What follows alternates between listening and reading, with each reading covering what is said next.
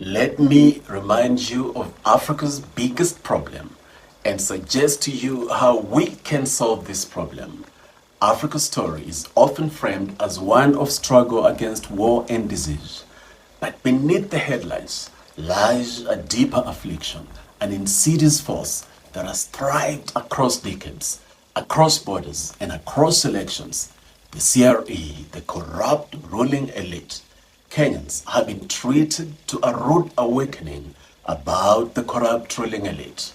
The names may change, the promises may shift, but the game remains the same. Today, we see it with Kenya's President Ruto, former President Kenyatta, and former Prime Minister Odinga, all rivals who now stand united, regrouped, not for the people, but for themselves. Why does the ruling elite always regroup? Why do sworn adversaries suddenly become allies, betraying their manifestos and the trust of the electorate? Let's explore the mechanisms of power and impunity through critical political science principles. First, they regroup in order to renege. To renege is to break a promise. When politicians regroup, they collectively abandon the campaign pledges. That's not accidental, it's calculated. By reneging as a collective, they diffuse public anger, making it harder for the electorate to assign blame. This phenomenon aligns with Mahmoud Mamdani's concept of the politics of fragmentation. Mamdani, a prominent Ugandan political scientist, argues that post-colonial African states are structured to prevent unified resistance by the governed. The ruling elite exploits this fragmentation, turning ethnic groups, regions, and even classes against each other, while they consolidate their impunity. Next, the corrupt ruling elite regroup so that they can recoup. This regrouping allows the ruling elite to recoup two things: power and wealth. The regrouping that you are seeing in Kenya is focused on those two things, not the people.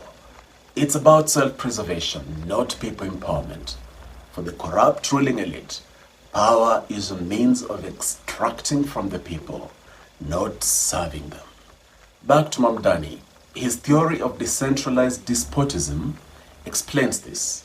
While the facade of democracy remains intact, the actual governance resembles an auction where the highest bidders constantly take away from the people. The regrouping of Kenya's ruling elites isn't unique. Across Africa, political elites engage in what I call the impunity cycle. They break promises, shatter them. They share the spoils and shield each other from accountability. By regrouping, they ensure that no single actor, whether the president or opposition leader, is left vulnerable to the wrath of the people. But here's the truth. The real power lies not with the corrupt ruling elite, but with us, we the people of Africa. We must regroup as a united people so that we can recoup. We must recoup what has always been ours: our sovereignty, our dignity, and our future. The elites regroup to renege and recoup for themselves. We must regroup and recoup the power of we the people. Only then can we dismantle this architecture of impunity. This is our moment, Africa, to stop trusting blindly, to see through the empty promises, to rise up and regroup and reclaim our continent's destiny. We the people.